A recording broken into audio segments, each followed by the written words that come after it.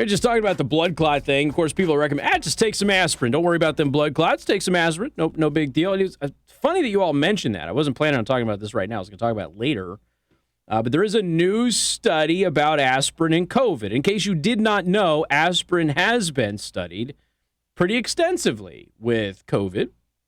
We'll get into those results here in just a second. But let me tell you about the new study first, okay? So the new study says that aspirin can significantly cut COVID risks and even death. Now, of course, one of the things that you're running into with some of this research is that COVID doesn't actually kill that many people. And so it becomes very difficult to find out what will and will not actually save your life. So this was in the Jerusalem Post. It was research from George Washington University. So, I mean, this is, it's a pretty significant university. Has determined that treating COVID patients with aspirin reduced the risk of severe illness by nearly half. All right. Well, report noted that aspirin regimen is more than 400 COVID-19 patients in hospitals across the U.S., cut the need for ventilation by 44%, slashed ICU admissions by 43%, and reduced overall in-hospital mortality rates by 47%. All right, that sounds great. But let's go look at the preponderance of data here. All right. Now, there's been a lot of studies on aspirin. There's 16 aspirin COVID-19 peer-reviewed trials. Okay, 16.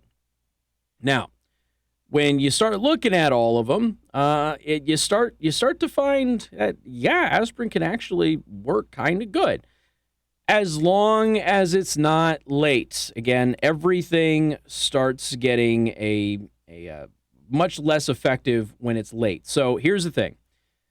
With the 16 aspirin COVID peer-reviewed trials, there's one study that showed a negative effect, okay? Only one, and that had to do with ventilation, okay? But 39% improvement. So for all 16 peer-reviewed studies, the average was 39% improvement. Not bad, right? Better than nothing. 39% improvement.